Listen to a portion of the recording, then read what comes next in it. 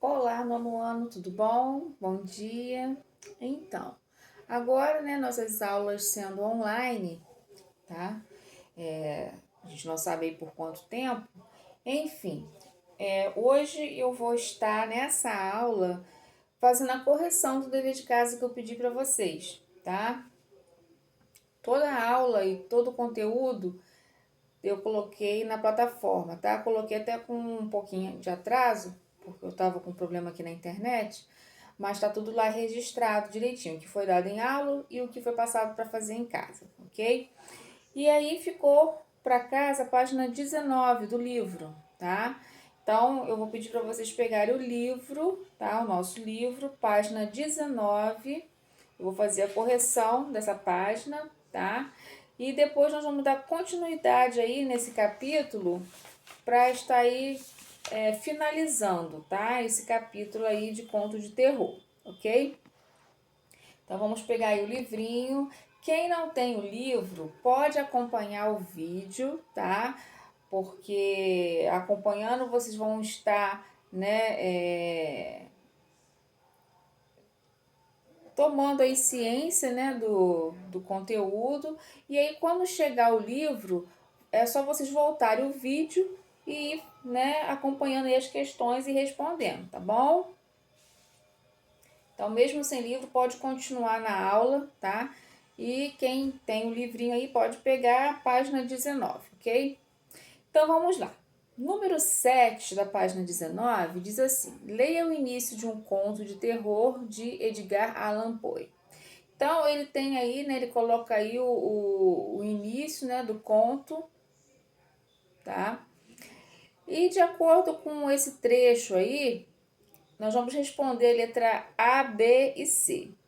Que adjetivos são empregados para se referir ao dia? Então, nesse conto aí, né, ele vai falando do dia e vai colocando, né, empregando aí adjetivos, tá? Para estar aí qualificando o dia. Então, esses adjetivos são pesado, escuro e mudo, tá? Tá logo aí na primeira linha desse trecho, tá? Que adjetivações são empregadas para descrever o espaço, tá? Então, ele vai colocar aí, né, algumas adjetivações do espaço da casa, né, da paisagem, da parede. Então, ele usa aí as adjetivações simples, escrevam aí, simples, frias. Olha, simples é quando ele se refere à casa e à paisagem. Frias é quando ele se refere às paredes, tá? E paradas como olhos vidrados é quando ele se refere às janelas.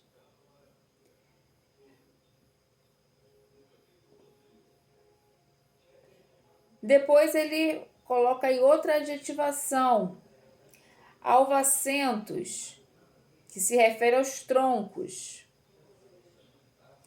Depois ele usa mortas, referindo-se às árvores.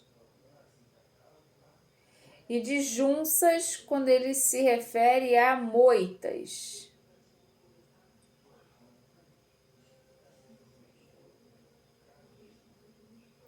Letra C. Por que em contos de terror é importante descrever o tempo e o espaço? Então, por que a gente tem que, né, falar nisso?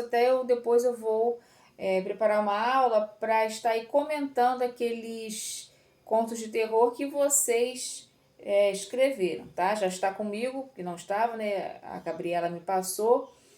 E aí eu vou estar aí lendo, tá? E fazendo aí os comentários, tá bom? Então, por que o conto de terror, né, no conto de terror é importante descrever o tempo e o espaço? Porque ele cria um clima, né? Ele cria um clima de suspense, né? E suspense é uma característica do conto de terror, ok? E aí o livro traz aí, né, no final da página, o que acontece quando sentimos medo. Você já imaginou o que ocorre quando sentimos medo? Confira ao lado.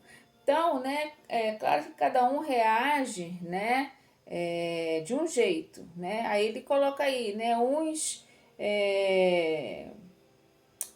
ficam aí com a respiração acelerada, os batimentos cardíacos disparam, o estômago se contrai, né? Ficam arrepiados, né? As pupilas, né? Os olhos dilatam, né? Então ele, né, colocou isso aí um, um, um debate aí, né? Para ver como que cada um reage, né? Quando sente medo, tá? É interessante aí. Quem não leu, lê aí esse finalzinho da página 19. Na página 20, né, como todo livro traz, ele faz aí um resumo, e foi até o que eu fiz em sala de aula, né? Vocês copiaram no caderno, né? Eu coloquei no quadro. O objetivo de um conto de terror, o público-alvo, as características, né? Então, tudo aí vocês têm aí resumidamente no caderno. Mas mesmo assim, eu vou dar uma lidinha, né? Para poder a gente estar aí recordando. Então, o conto de terror. O objetivo de um conto de terror é levar o leitor a refletir sobre aspectos do ser humano, como o sofrimento, o medo, o desconhecido, a angústia. Né? Esse é o objetivo. Público-alvo: pessoas que se interessam por histórias sombrias e envolventes, que despertam emoções e curiosidades. E características, né, de um conto de terror é causar sensações no leitor como terror e medo. Tempo e espaço contribuem para o suspense. O desfecho com quebra de expectativa, ou seja, o final, né, do conto. A descrição empregada adia algum acontecimento fundamental para a trama, contribuindo para o suspense. Então, essas são as características do conto de terror, tá? Virando a página 21, aí já é o conteúdo da aula de hoje, tá? Vamos ver se a gente consegue aí finalizar esse capítulo hoje, nessa aula online. Nessa página 21, nós vamos falar sobre tipos de discursos, né? Nós temos o discurso direto e o discurso indireto, nós vamos ver a diferença de um para o outro, e os verbos de elocução, tá? Que aí no finalzinho nós vamos ver aí a questão desses verbos de elocução. Então, primeiro aí o livro traz o discurso direto. Então ele diz assim, pode acompanhar, gente. Página 21. No conto de terror, Os Olhos que Comiam Carne, há comunicação entre os personagens. Para registrá-la, o autor pode fazer o uso de um dos tipos de discursos. Veja a seguir como o discurso dos personagens foi representado nesse conto de terror. Então ele traz aí um trecho do conto, né? Esse conto lá, né? O primeiro conto que a gente leu aí, aquele conto grande, acho que foram quatro folhas, né? 4 páginas, falando aí dos olhos que comiam carne. Então ele tirou esse trechinho, né, lá do conto, e através desse trecho nós vamos responder aí da letra A à letra D, tá? Nesse trecho, a fala dos personagens é representada de forma direta ou por intermédio da voz do narrador. Então, como que a gente viu isso? Vamos ler aí rapidinho. Ao fim de alguns instantes, batem docemente a porta. Entra, Roberto. O criado empurrou a porta e entrou. Esta lâmpada está queimada, Roberto? Indagou o escritor ao escutar os passos do empregado no aposento. Não, senhor. Está até acesa. Acesa? A lâmpada está acesa, Roberto? Exclamou o patrão, sentando-se repentinamente na cama. Está sim, senhor. O doutor não vê que está acesa por causa da janela que está aberta? A janela está aberta, Roberto, gritou o homem de letras com o terror estampado na fisionomia. Sim, está sim, senhor. E o sol está até no meio do quarto. Né? Então aí nós vimos, né, que logo no início, né, ele já mostra claramente, né, que ele não está enxergando, né, porque a luz estava acesa, a janela aberta, né, como fala aqui, e o sol já estava, né, raios de sol no quarto, e ele, né, estava ainda perguntando, indagando aí o criado, né, o empregado dele aí chamado Roberto. Na letra A diz assim: nesse trecho, a fala dos personagens é apresentada de forma direta ou por intermédio da voz do narrador. Então, ela é bem direta, né? Ela é apresentada de forma direta. Que recurso gráfico foi empregado para marcar as falas dos personagens do conto e indicar que elas fazem parte de um diálogo?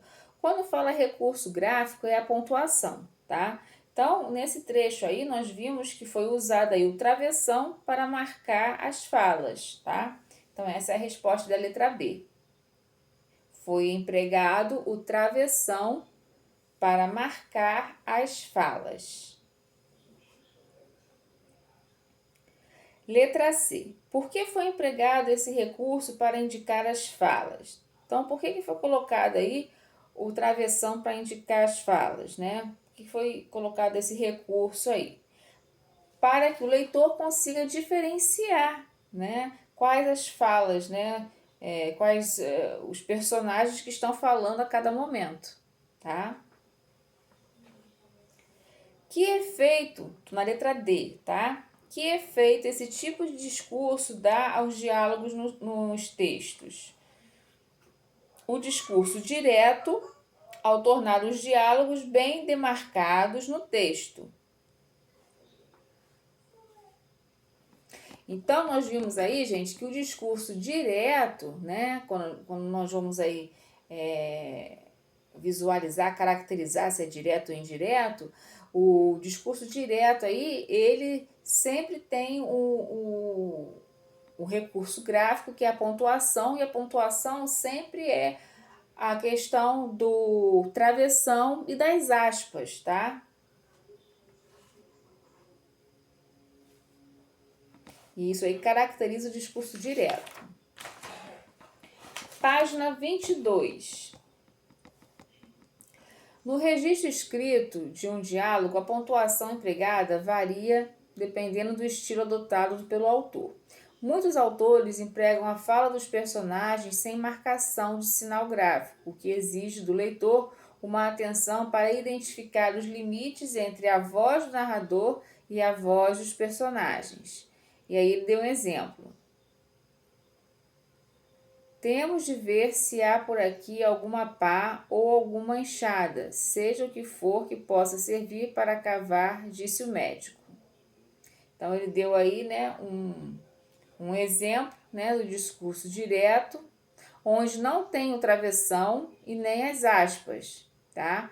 Mas, né, exigiu que nós, leitores, né, interprete, né, e veja aí, né, a questão entre a voz do narrador e a voz do personagem, tá? Agora o discurso indireto. Agora leio o trecho de um conto do escritor brasileiro José J. Veiga, que narra algumas aventuras vividas na Ilha dos Gatos Pingados. Então, outro trechinho aí para a gente estar analisando, e esse trecho já é referente ao discurso indireto. A ilha não tinha nome, era tratada só de ilha. Tenizão disse que carecia de dar um nome, mas não achamos nenhum que prestasse. Eu disse um, Tenizão disse que era bobo. Um dia pegamos a falar de bicho. Eu disse que, para meu gosto, o bichinho mais perfeito que tem é a preá, até dá vontade de criar em quintal. Aquele corpinho peludo, chamuscado, os olhinhos balançando de nervoso, o bigodinho tremente quando vê gente. Eu só não pelejava para pegar um porque tinha medo que ele morresse de susto.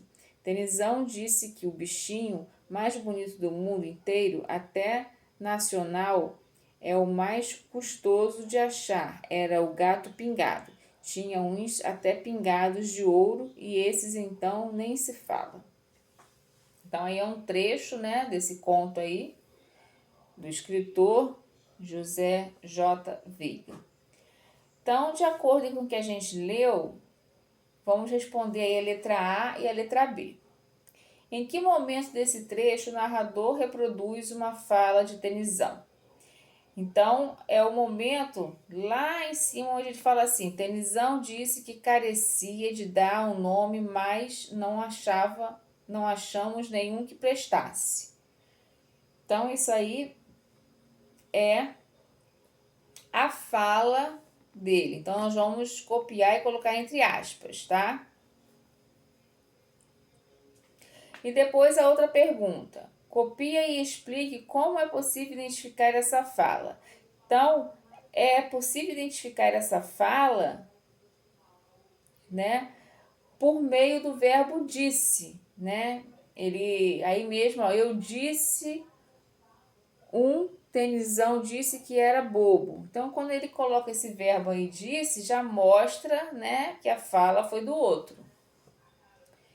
Então, a letra A resposta é, entre aspas, Tennyson disse que carecia de dar um nome, mas não achamos nenhum que prestasse, fecha aspas. E foi possível identificar essa fala através do verbo disse.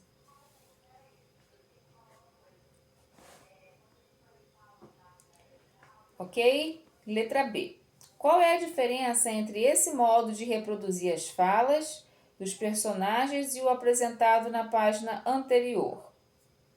Então, nesse trecho aí da página anterior, as falas, né, elas foram reproduzidas pelos próprios personagens.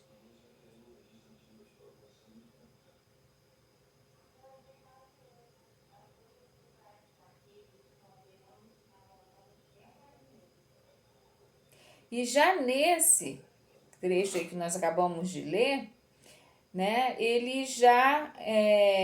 quem as reproduz é o narrador, tá?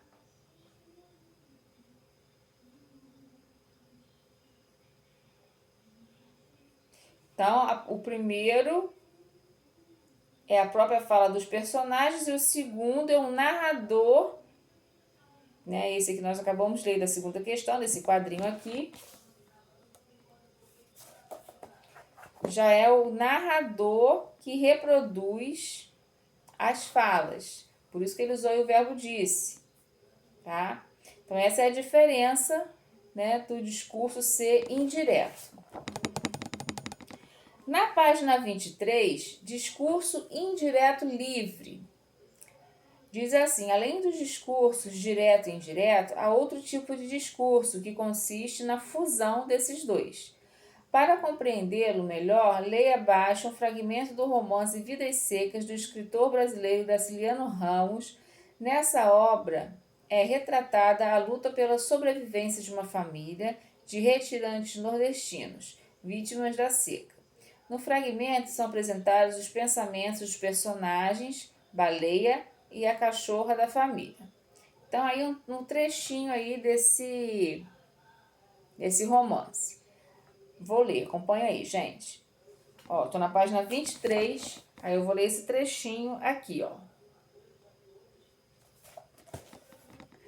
Baleia encostava a cabecinha fadigada na pedra. A pedra estava fria, certamente sim, a Vitória tinha deixado o fogo apagar-se muito cedo. Baleia queria dormir, acordaria feliz num mundo cheio de preais e lamberia as mãos de Fabiano, um Fabiano enorme. As crianças se espojariam com ela, rolariam com ela num pátio enorme, num chiqueiro enorme. O mundo ficaria todo cheio de preais gordos enormes. O trecho em destaque, né, vê aí que na última linha, né, desse trecho está aí em negrito, né? O trecho em destaque expressa o que que a personagem está pensando? Sim. Por quê?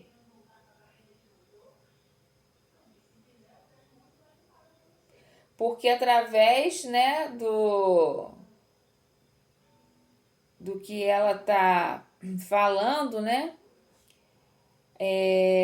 a gente evidencia o que ela está pensando.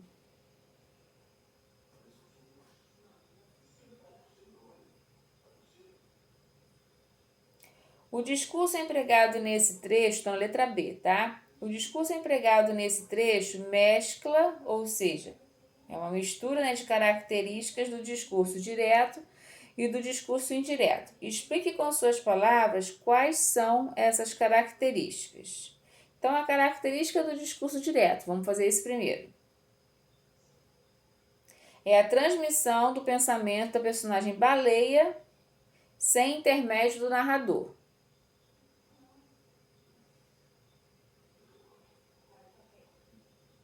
Agora, a característica do discurso indireto. O não uso do que introduzindo a fala, nem os sinais de pontuação, que são os dois pontos, travessão e aspas.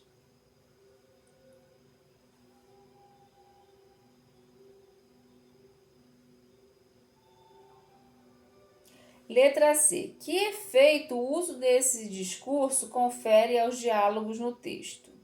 Então, ele evidencia, né, de modo íntimo os personagens e as emoções de Baleia.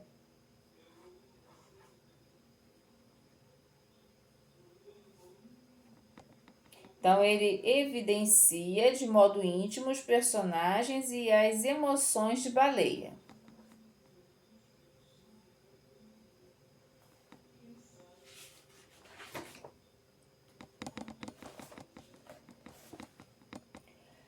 Página 24. Aí sim, a página 24, nós vamos falar sobre os verbos de elocução. Tá? Aqui embaixo na página 24 tem um quadrinho e ele define aí verbos de elocução. Se vocês puderem grifar com marca-texto ou o próprio lápis, tá?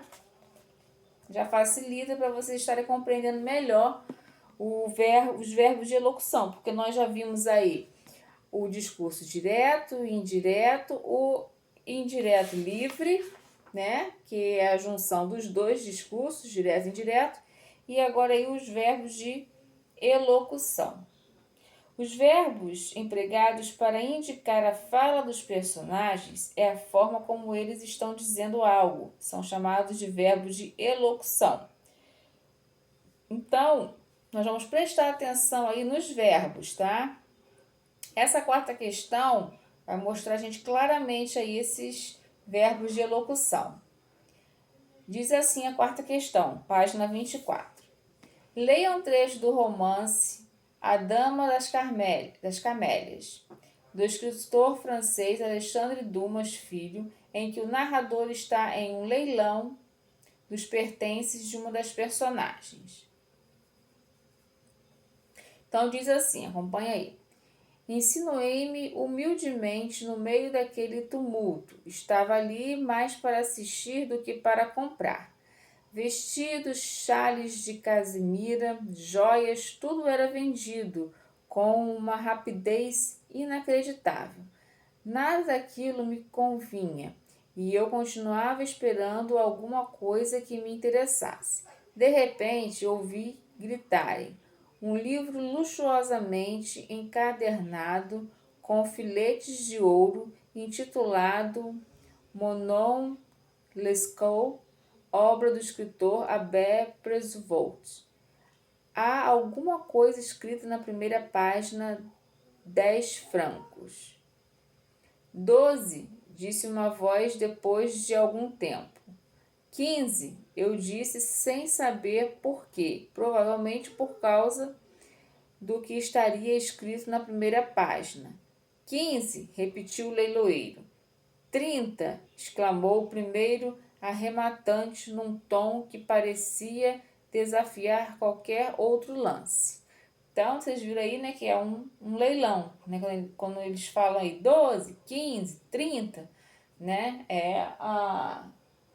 o valor aí, né, que eles estão para fazer aí o leilão. Nesse trecho, aí nós vamos responder aí a questão A até a D. Nesse trecho, o narrador expõe sua visão e seus desejos diante do evento. Em meio a tanta oferta, somente o livro lhe chamou a atenção. Por quê? Porque, no caso aí, né, ele nem, na hora ele nem teve certeza, né? Provavelmente foi por curiosidade, né, do que estava escrito na primeira página. Letra B. Que tipo de discurso é predominantemente nesse trecho? É o discurso direto.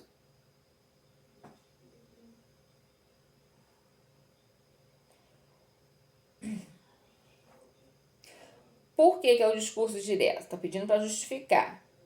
Porque os personagens falam diretamente, né, sem precisar do narrador.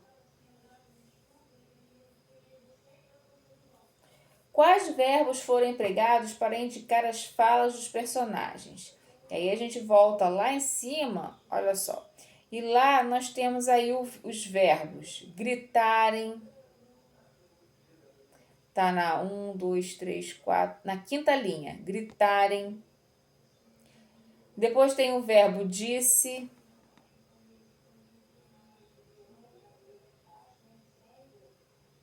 Mais abaixo, né, tem o verbo disse. Depois tem o verbo repetiu.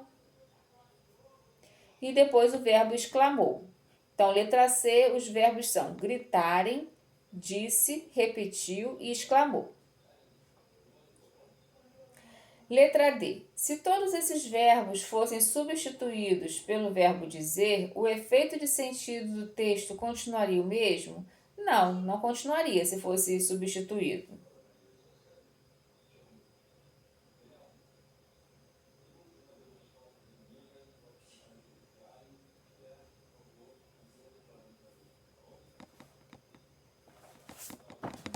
Então, gente, na página 25, né, desse capítulo Conto de Terror, né, ele pede aí, o livro pede para a gente estar elaborando aí, né, produzindo um conto de terror. Isso já foi feito, né, tanto que eu vou ver aí uma aula para poder eu estar lendo, né, o que vocês escreveram e fazendo aí alguns comentários, né, vi gente que não fez parágrafo, né, que não colocou título, né, então tudo isso aí a gente vai estar comentando, tá?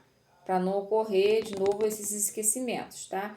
Então, essa página do livro, da 25 até a 28, né, é justamente a questão de produzir um conto e é o que nós já fizemos em sala de aula, tá? Então, nós vamos ver aí depois para eu estar fazendo aí o comentário do que vocês produziram, que vocês desenvolveram, ok? Então, qualquer dúvida, né? Nós estamos finalizando esse primeiro capítulo. Qualquer dúvida, vocês podem estar me chamando, tá? Na próxima aula eu já vou entrar no capítulo 2, que é conto de ficção científica, tá? Quem puder já ir lendo, se familiarizando aí com o capítulo, fica à vontade, tá? Mas na próxima aula eu vou começar na página 29, tá? Vou usar o livro novamente. Quem ainda não tem livro e se chegar, né, ainda essa semana, já pode colocar em dia, só voltar o vídeo, né, e ir respondendo, tá? E qualquer coisa, como eu falei, é só me chamar, ok? Beijo então, até a próxima aula. Tchau, tchau.